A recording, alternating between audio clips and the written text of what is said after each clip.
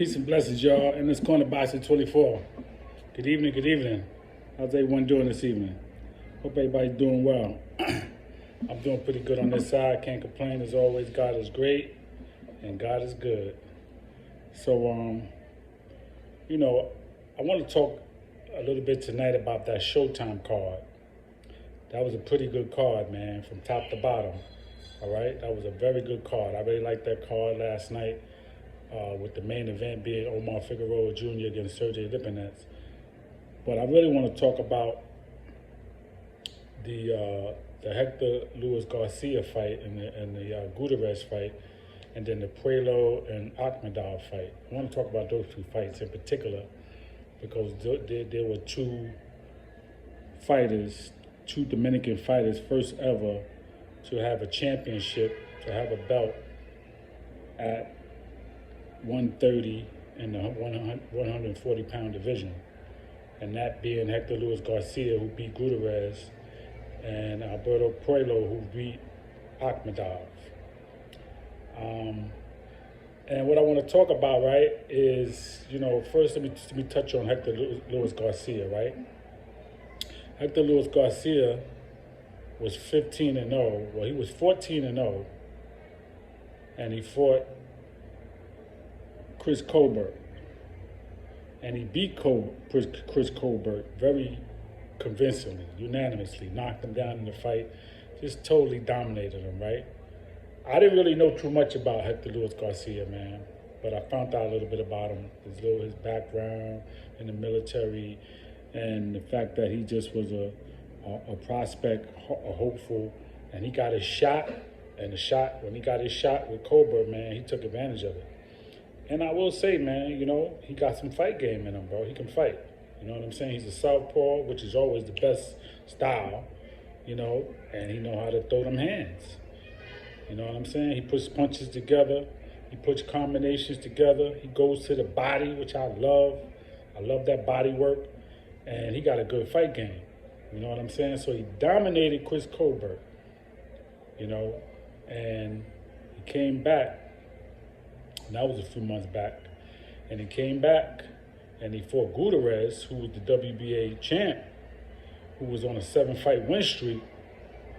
And he got some knockouts game. He got some, good knockout game. He got 20 knockouts on his record out of his 26 wins.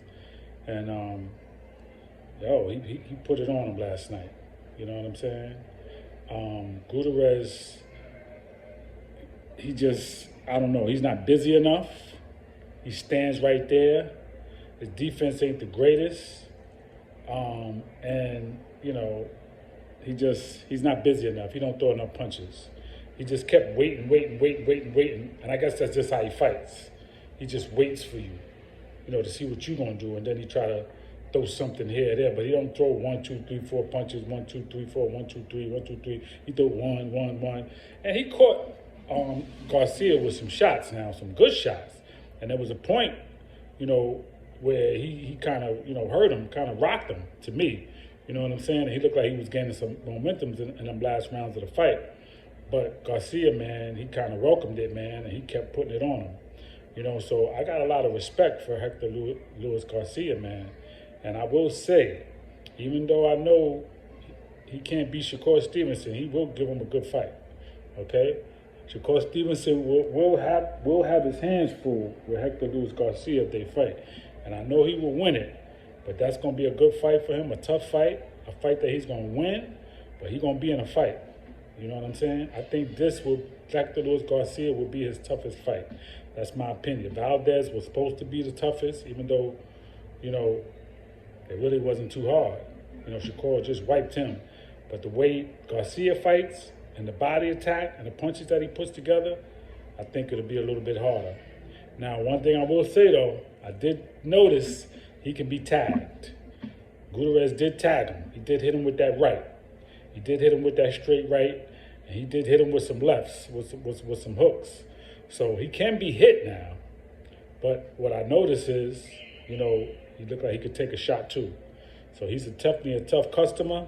He comes to fight, he comes prepared, he comes in shape, he looks good, and you got to give him his respect, okay? So he's a 130-pound champion now, lightweight.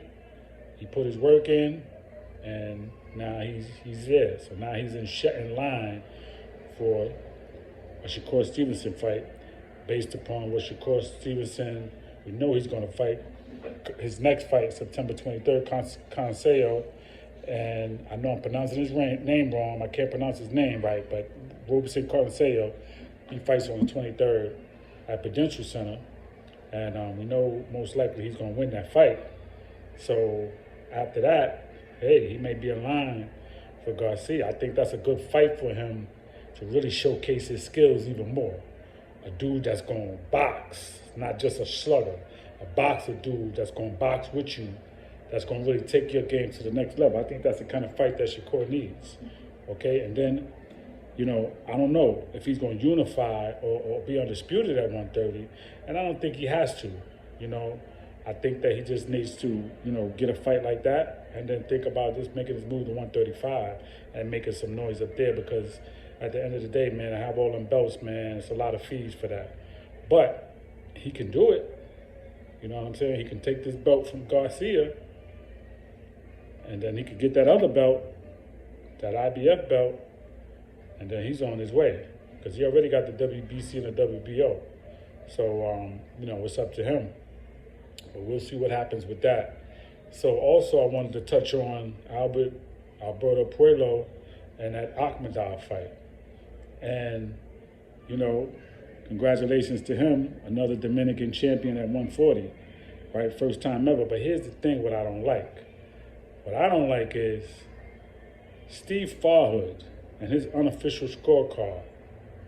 He had Puello winning the first three fights, the first 3 rounds of the fight, and then he gave Akhmadov the next few rounds. And he only gave Puello only a couple more rounds. He actually had Akhmadov winning the fight. I'm like, what is you looking at? This dude was doing nothing but body work, but he wasn't even landing all the shots. So there's a category that we use in boxing, and one of the categories that we use is called effective aggression. And he was being aggressive, but the question is, was it effective? No, he wasn't really being effective because he wasn't landing those shots. Okay, a lot of those shots, man, Puello was blocking. He was blocking a lot of them shots. A lot of them shots just wasn't hitting. Now, yes, he was being very aggressive. He was coming forward, and you got to give him credit for that, but you don't give him points for that if he's not scoring. Okay? So it seems like the power shots they had him winning, like, nah, man, he wasn't really landing those shots like that. Puello was landing nice body shots too and head shots. He was landing a little bit of both, okay? So he had this guy winning, and I'm like, where's he get that from? And it's funny to me, man, because I met Steve Farhood at the Miguel Cotto-Joshua Clottey fight, and I asked him, man, before the fight, I said, yo, man, why you always got a problem with Floyd Mayweather? Why you don't treat him right? Why you don't say good things about him? He said, oh, Floyd's a great fighter. Yeah, but that it doesn't reflect in your commentary, man. I said that to him. I said to him, it doesn't reflect when you talk about him. You could say that to me, but when you talk about him, you don't talk like that. You question his ability. I said, yo, man, you need to stop that, man. This is Steve Farhood, man. Dude that's been around boxing for years. That's why you can't pay attention to these guys, man, because they never even been in a fight. Forget about having any boxing background. These dudes never even been in a fight. So what can they tell you about fighting, really? What do they really know? They don't, pardon me. What do these guys really know about boxing? They don't know too much, man. You can't pay them no mind. You know what I'm saying? So Alberto Puello, I give him a lot of props, a lot of respect, man, because he put a good fight together last night. Akhmadov was coming forward, and he withstood his onslaught. He withstood the fire, and he stuck in there, and he came back with his body shots, and he kept hitting him to the head, and he threw his uppercuts, and he looked real good, man. He's going to be a force to be reckoned with at 140. So I give him a lot of respect. I give him a lot of props. You know what I'm saying? So it was a beautiful night, man, for boxing, Showtime. Omar Figueroa Jr., of course, he lost to Sergey Limpinets. And, I think Adrian Broner would have beat him. But he got some mental issues going on, and I hope he gets better. But I think that would have been a good win for Adrian Broner, man, because Sergey Lipinets surely picked him apart. And if he had a little more power, he could have stopped him. You know what I'm saying? So it was a great night of boxing last night, man. That was a good card on Showtime, man. It was a very good card that they put together. And again, congratulations to Puello, and congratulations to Hector Garcia, two Dominican champions, one at 130, one at 140. And congratulations again to Sergio Limpinez. He's back at 140. And I'm just going to put this out there so people don't get it twisted. He fought a few fights at 147 before he fought Boots, okay? It ain't like he moved up to 147 and fought Boots and say, oh, he's too small. But people want to say he's too small. No, he fought a few fights, had 3 fights.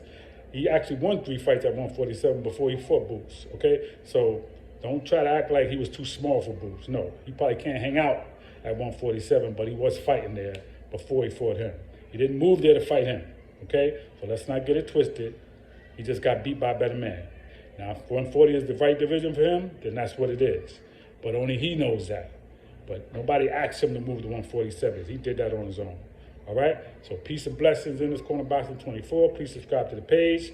Please leave your comments. Everybody enjoy the rest of your evening. Be safe. Peace.